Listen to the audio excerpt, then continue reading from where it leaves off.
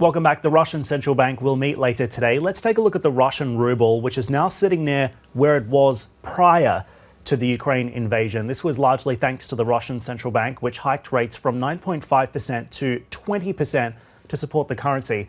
But as Russia's economy struggled under the weight of sanctions, the central bank has now started to unwind those hikes, with the rate now sitting at 11%, which is near its pre-war level. Let's get some insights on what could happen here. Octavio Marenzi is CEO of Optimus LLC. He joins us live from Vienna. And Octavio, some economists actually say that we could see Russia's central bank moving below that pre-war rate level now. What's your view? Because on the balance here, things could be far worse for the Russian economy and the Russian ruble, despite the fact that we've seen it being slammed by these Western sanctions. Well, I think it's actually quite remarkable what the Russian central bank has been able to do. So you'll have to give the devil his due there, that they've been able to defend their currency very, very effectively. And basically now, you mentioned we're back to sort of the pre-war levels in terms of the ruble. In fact, they've sort of overshot. The ruble now is significantly stronger than it was before the war started. So it was trading at about 75 rubles to the dollar.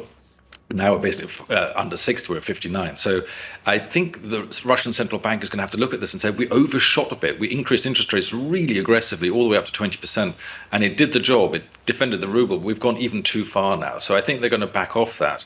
And I think sort of if I were a gambling man on this, I'm going to bet that the Russian central bank is going to try and go back to the pre-war levels of 9.5%. That would mean they would reduce now their lead interest rate by 2.5%. Maybe they'll go further, I'm not sure. But I would expect 2.5 or 3% reduction today again.